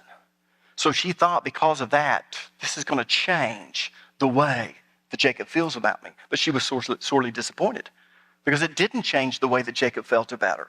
But it did change the sleeping arrangements. All this time, Jacob's been sleeping with Rachel, and she's still not pregnant. So after Leah had Reuben, Jacob began sleeping with her again, but it wasn't personal, people, it was business. They needed children, and she had proven to be fertile. So he goes in and sleeps with her again, and she gets pregnant almost immediately, and it's another son. Her second son was named Simeon. Simeon means to hear. She named him Simeon because God had heard her tears and given her another son. Look at verse number 33. She soon became pregnant again. I like that word soon. Boom, boom. And gave birth to another son. She named him Simeon, for she said, the Lord heard that I was unloved. How did he hear it? He had been crying out to God. But the indication is that Jacob still didn't love her like he did Rachel. He was sleeping with Rachel because he loved her. But the only reason he was sleeping with Leah was to get her pregnant. And once she was pregnant, he stopped sleeping with her and he went back to Rachel. So it was obvious who Jacob loved. But after Leah had Simeon, Jacob slept with her again. And she got pregnant for a third time, right off the bat. And she had another son, and she named him Levi. Now, Levi is an interesting name. Levi literally means to attach, which indicates that Leah was hoping that the birth of her third son would bring her and Jacob closer together. What she was hoping is that Jacob would develop an emotional attachment to her. Look at verse number 34. Then she became pregnant a third time and gave birth to another son. She named him Levi, for she said, surely this time my husband will feel affection for me, since I have given him 3 sons. Well, people, it didn't happen. Jacob continued to sleep with her in order to produce children, but it did not change his feelings towards her. So basically, Jacob was more than willing to impregnate her, but he wasn't willing to give her affection. So shortly after Levi was born, Leah became pregnant again. Her 4th son was named Judah. Now, Judah means praise. It's at this point that Leah finally realized that Jacob was not going to love her like he loved Rachel ever. So instead of crying and whining to God, she decided to praise him for what he had done for her. Look at verse number 35 again. Once again, Leah became pregnant and gave birth to another son. She named him Judah, for she said, now I will praise the Lord. I want to get my focus off of my husband, and now I will praise the Lord. And then she stopped having children. So after she gave birth to Judah, she stopped having children. Now, why do you think that Leah stopped having children? Does anyone know? Did she suddenly become barren? No. The reason she stopped having children is because Rachel became so jealous of her and her ability to produce sons while she was barren that she wouldn't let Jacob sleep with her anymore. Yeah, it's true. And you'll see why I say that when we get to verse 15 in chapter 30. But I don't want to get ahead of myself. So let's continue on with the story. Go ahead and turn with me to verses 1 and 2 in chapter 30. When Rachel saw that she wasn't having any children for Jacob, she became jealous of her sister. She pleaded with Jacob, give me children or I'll die. Then Jacob became furious with Rachel. Am I God? He asked. He's the one who's kept you from having children.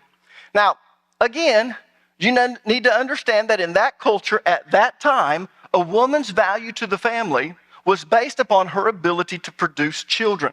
And the truth is, Jacob was spending almost all of his nights with Rachel, and she still wasn't getting pregnant.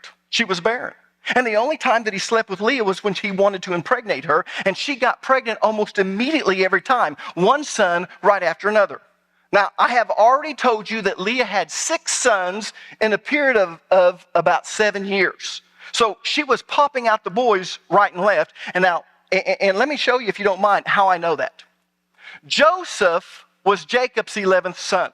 And when he was born, 14 years after Jacob began working for Laban, and we can deduce that by comparing Genesis chapter 30, verses 25 to Genesis chapter 31, verse 41. In fact, let me do that. Let me compare these 2 verses, and you'll see how we can deduce when Joseph was born. Look at Genesis 30, 25. Soon after Rachel had given birth to Joseph, Jacob said to Laban, please release me so I can go home to my own country. So as you can see, shortly after Joseph was born, Jacob wanted to go home. He wanted to pack up his family, he wanted to pack up his children, and he wanted to go home to mom and dad. He didn't care that they hadn't sent a messenger. If Esau was mad at him, too bad. He was ready to go home. But Laban didn't want him to go home, and the reason Laban didn't want him to go home is because he realized that God had blessed Jacob. And he realized that when God was blessing Jacob, he was blessing him because Jacob was working for him. Jacob wasn't getting to keep anything, and Jacob was willing to actually leave with nothing but his wives and his children and go home. But here comes Laban. Man, he'd never grown so much until Jacob had come. So he tried to talk him into staying by promising to make it worth his while to stay. So he talked Jacob into staying for 6 more years. Look at Genesis chapter 31, verse number 41. Yes, for 20 years I slaved in your house. Okay, now we remember he went to Haran. He was a guest for how long? 1 month. After 1 month, good old Laban comes in and in a very nice way, in a polite way, says, hey, your guest status is over. If you want to stay here, you're going to have to work. And he didn't expect for Jacob to do what he wanted, what he actually did. He wanted to marry Rachel, said, I'll work for you for 7 years. So he didn't get anything else in return. All he got was room and board, and everything he did went to Laban. And of course, we understand the story. Then he tricked him And now he tells him, if you agree to these two things, I'll give you Rachel. So he agrees to him, but he has to work another 7 years. So he's not getting anything. Everyone with me? But he says, yet for 20 years I slaved in your house. I worked for 14 years earning your 2 daughters. I didn't get anything. And then 6 more years for your flocks, and you changed my wages 10 times. Because what Laban had done is said, hey, we'll be partners. Not 50-50. But what we'll do is I'll give you certain types of the flock. And of course, he changed it all the time. So we're told that Jacob stayed for 6 more years. But let's go back. When did Jacob want to go home? Immediately after he paid off his debt to Laban. In other words, after 14 years. Now remember what Genesis 30:25 says. That soon after Joseph was born, Jacob wanted to go home. So, if he wanted to go home after he paid off the debt, and it tells us that Joseph was born soon after Jacob wanted to go home, what do we know by that? We know that Joseph was born somewhere at the end of that 14-year period. And Jacob was only married for 7 of those 14 years, and all of Leah's sons were born before Joseph was born. So that means that Leah had 6 sons in 7 years. Wow. That's why I say that she was popping out sons right and left, 6 sons in 7 years. So after Leah's 4th son was born, Rachel couldn't take it anymore. She's barren. So guess what she did? Every time she had a son, she got more and more jealous. So she finally said, you stop sleeping with her. And I'll show you how I know that when we get to verse number 14, or actually verse 15, but just hold on. She also demanded that Jacob impregnate her. And Jacob got mad when she said, give me a child or I'll die. And the reason he got so upset is because he was caught in the middle. He had Leah who was vying for his affection and spitting out babies. And every time she had a baby, Rachel became even more jealous. But he needed and he wanted children. So he was caught in the middle. And people, that's what polygamy does. Now, if you want to know how polygamy affected families in the Old Testament, all you have to do is look at blended families today. Because really, that's a good analogy. Let me explain what I'm talking about. And let me just say this. When I teach on blended families, I always say this. God loves blended families because Jesus was from a blended family. Joseph was not his dad. Okay? But if some of you have been married before and you had 3 or 4 children from your first wife, and then you marry someone who's been married before that has 3 or 4 children, and then you get married and now you have 5 or 6 children together, you know the problem that creates. You don't like your wife correcting your children. She doesn't like you correcting hers. She's a little bit jealous of your ex-wife, and you're a little bit jealous of her ex-husband. You're having problems getting along. The children are having problems getting along. I'm telling you, that's why almost 75% of second marriages fail. We talk about the divorce rate of first marriages. It's 50%. But did you know the divorce rate for second marriages is 75%? And you want to know why? Blended families. Man, mama gets mad when you correct her kids. And then she gets upset and a little bit jealous when you treat your ex-wife good like you should. But she's jealous. And you're the same way towards her ex.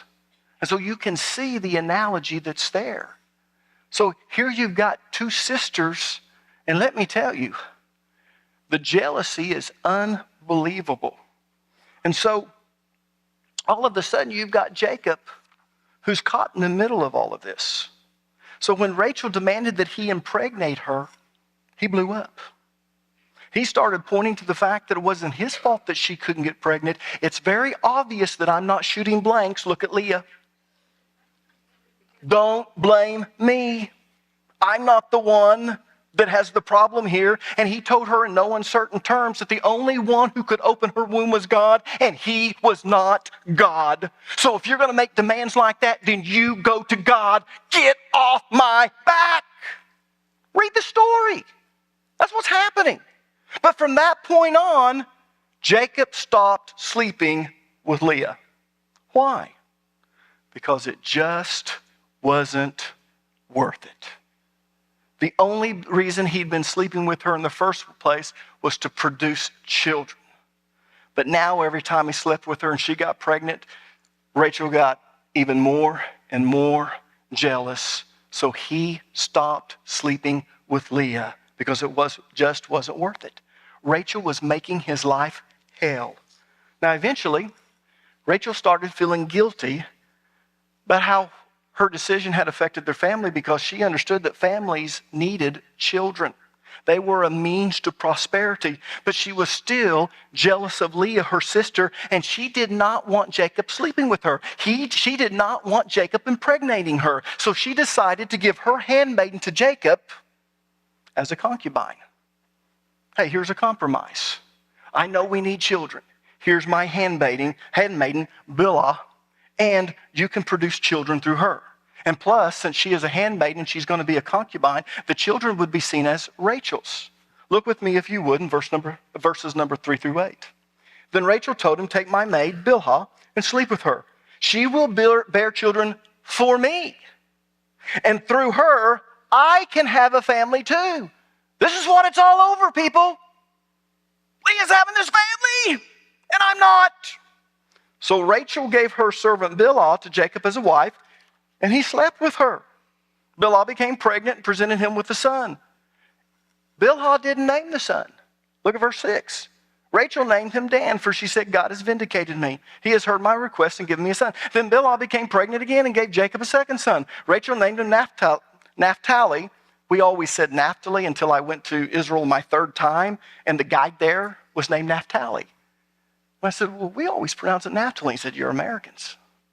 My name is Naphtali. So, anyways, Rachel named him Naphtali, for she said, I have struggled hard with my sister and I'm winning. Now, in their culture, at that time, Bilhah's children were seen as Rachel's children because she was not an official wife. She was a concubine. Now, as you go through the Old Testament, there will be times when concubines are referred to as wives, but it's already been specified in other places in Scripture that they're a concubine. So they're not an official wife. They are a concubine. And she was Rachel's handmaiden, so Rachel claimed Bilhah's children as her own children, and she had the right to name them. She named the first one Dan. Dan means to judge or to vindicate. So she felt like she was vindicated when Dan was born. Finally, I'm going to have a family. It's not from my own womb, but it's just like it. Then she had a second son, and she named him Naphtali. Now, Naphtali means to wrestle. So here she is admitting that there was a rivalry between her and Leah, and that she saw it as a competition. And she felt like she was starting to win. Look at verse number 8 again.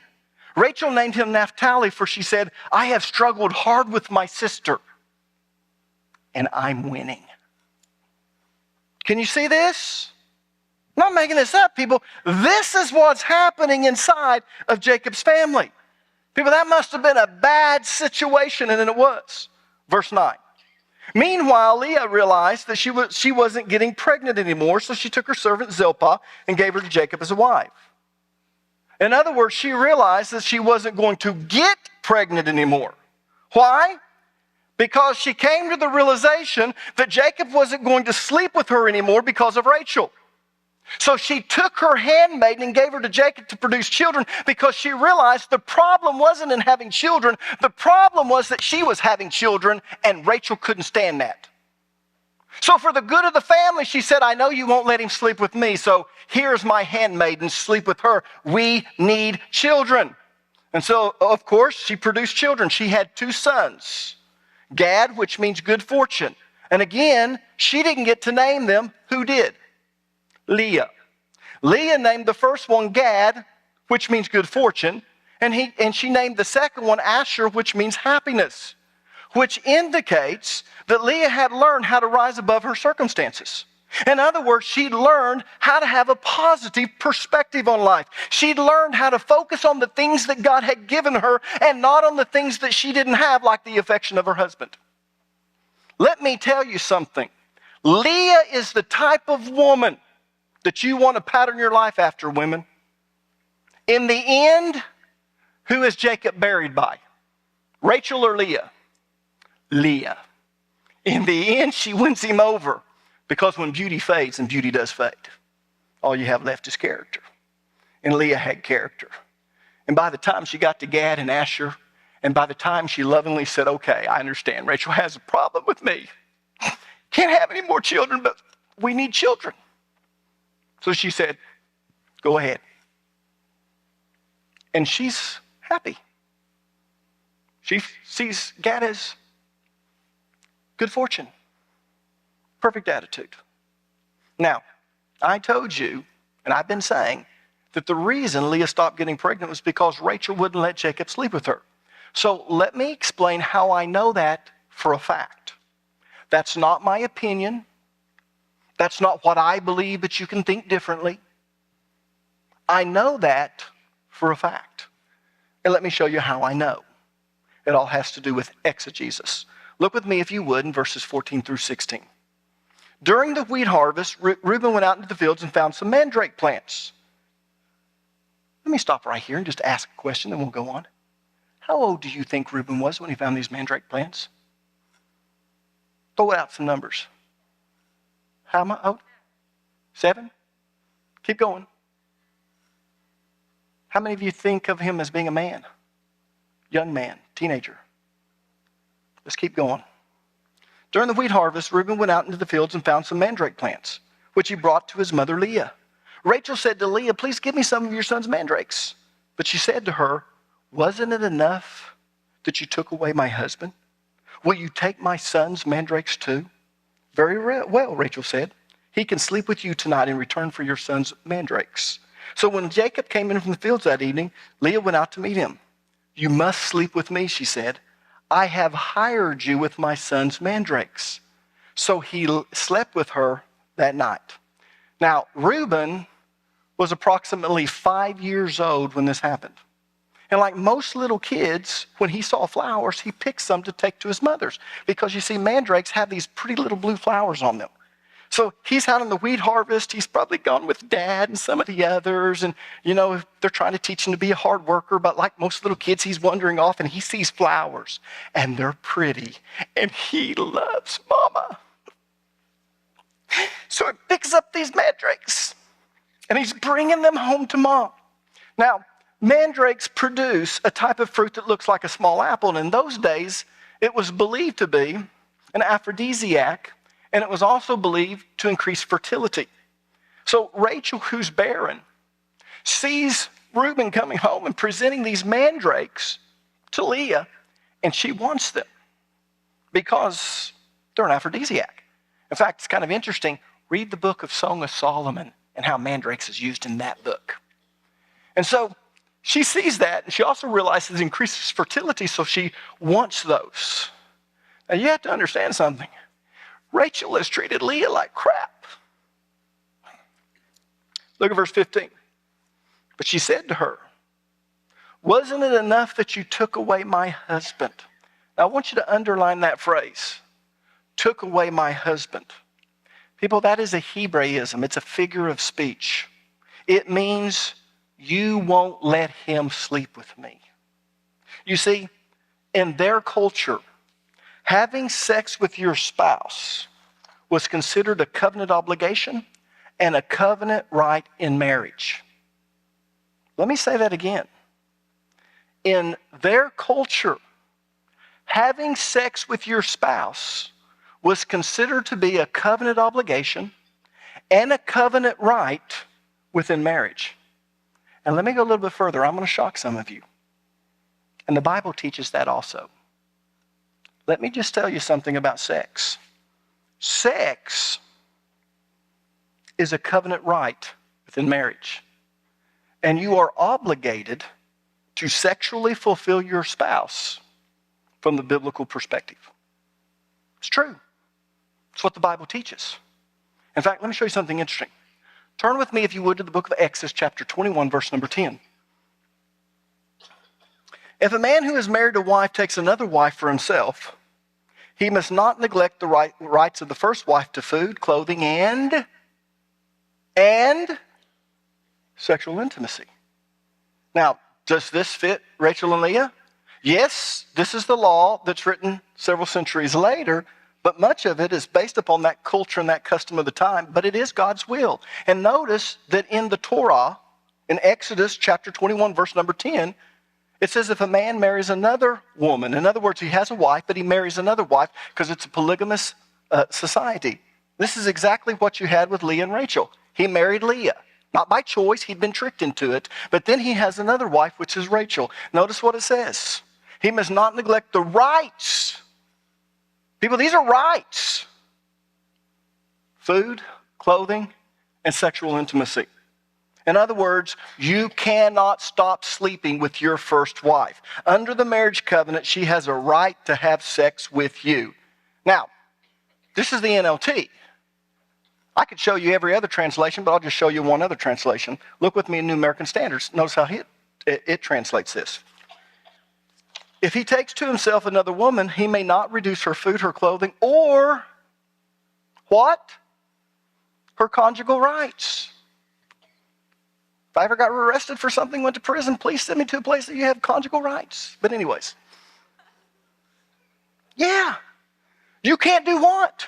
You can't reduce. It's not enough just to cut them off.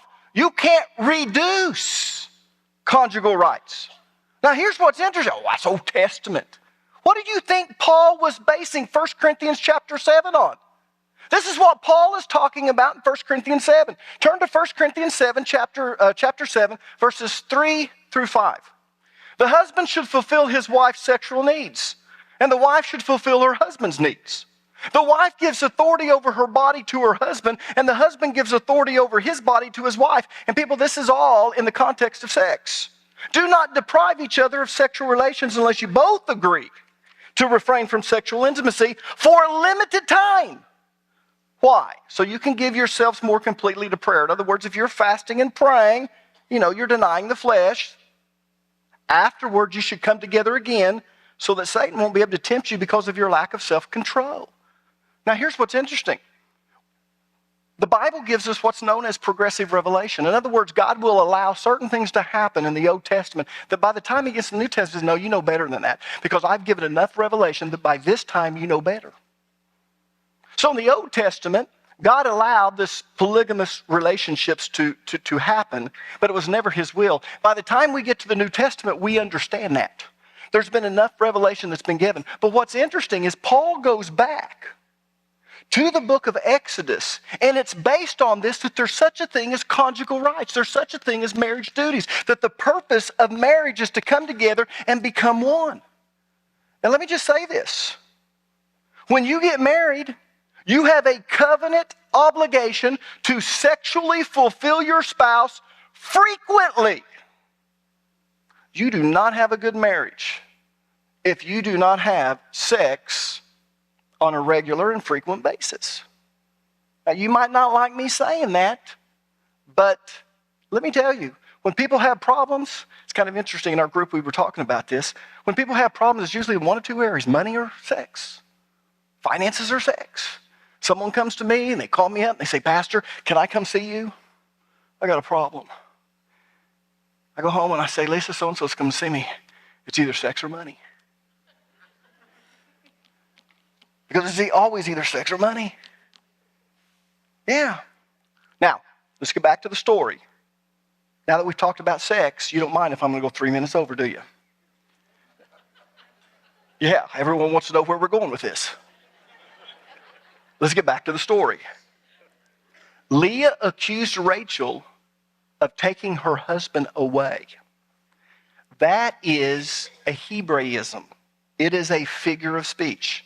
In other words, she accused her of not allowing Jacob to sleep with her, and that's why she wasn't having babies. This is why she'd stopped having children. Now, we need a little more confirmation. So let's look at Rachel's response in verse 15 when she accuses her of doing this. She accuses her. She knows it's not just Jacob. Jacob might not love me, but he knows we need children, and he would at least come in and sleep with me. when I've had children so I can have more children. But he doesn't even do that anymore. And I know it's you. So she says, you've already taken my husband away. And here's what's interesting. Rachel doesn't deny it. Notice what she said. But she said to her, wasn't it enough that you took away my husband? Will you take my son's mandrakes too? Very well, Rachel said. He can sleep with you tonight in return for your son's mandrakes. People, Rachel didn't deny it. In fact, what she was doing was admitting to it. She told Leah, okay, you're right. I've taken him away. In other words, I've cut him off. I've told him, if you sleep with her, you'll never touch me again. That's why he's not sleeping with you. I admit it, but I'll let him sleep with you tonight in return for the mandrakes.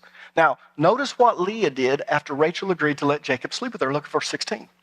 So when Jacob came in from the fields that evening, Leah went out to meet him. You must sleep with me, she said. I have hired you with my son's mandrakes. So he slept with her that night. In essence, what she was telling Jacob is, Rachel's going to let you sleep with me tonight. It's okay. Because I traded for, so she's not going to be mad at you if you do. So I want you to understand something. This was one messed up family. And you know, I appreciate that about God, and I'll tell you why. God doesn't hide the dysfunctional behavior within these families that are in the Bible. And that kind of gives you hope. Because sometimes when people come to church, they look around, they go, everyone's got their act together. Man, they got a great marriage, look at their kids, they're doing well financially, and we're just keeping our head above water. But what you don't realize is everyone's come to church and they're pretending. Man, they're this close to a divorce. They've been snapping at each other. They hadn't touched each other in 2 months. Yeah. So you come and think no one else has problems like this. People, that's not true. And you know why God didn't hide all this stuff? He wants you to understand people have problems. And in the circumstances, he actually shows you how to overcome. Leah literally overcame it. When she realized this isn't going to change, she stopped looking at what she didn't have. Okay, Jacob's not going to, and she started looking at what God was blessing her to, and she literally could name Gad, good fortune. Yes. She'd come in and name Asher. I'm happy. I don't have to have Jacob to be complete and fulfilled. Now, here's what's kind of interesting, and I'm closing with this. God did not make Rachel barren. See, when we read that verse, we start in verse number 21. It says, and Jacob hated Leah. And God saw that Jacob hated Leah, and he opened her womb, but Rachel was barren. And we read into that something that it doesn't say. We read into it that God made her barren, and that's not true. God did not make Rachel barren. She was already barren, but God didn't open her womb. The indication is Leah was probably barren too, but when he saw this and he knew the character of Leah, he opened up her womb. But he didn't open up Rachel's until later on. Rachel finally has 2 children, Joseph and Benjamin. But here's what's interesting. Rachel, her womb was not opened until she started treating Leah right. Until she changed her attitude. God did not open up her womb. And it started with the mandrakes. And then after that, it was like, okay, I finally admitted it, it's out. That's why God wants us to confess our sin. Sometimes we just keep it bottled up, and we refuse to acknowledge it, and we deceive ourselves, but when we finally let it out, it's there. Yes, you're right. I've taken away your husband. I told him he can't sleep with you or he's never touching me again. I'm sorry, you can have him tonight with the mandrakes. And she starts changing her heart. She starts treating Leah better. And guess what? God opens up her womb. Many times we're so upset and we're mad at God, and if we would just get our act together and do what God wants, he'll bless you too, just like everyone else.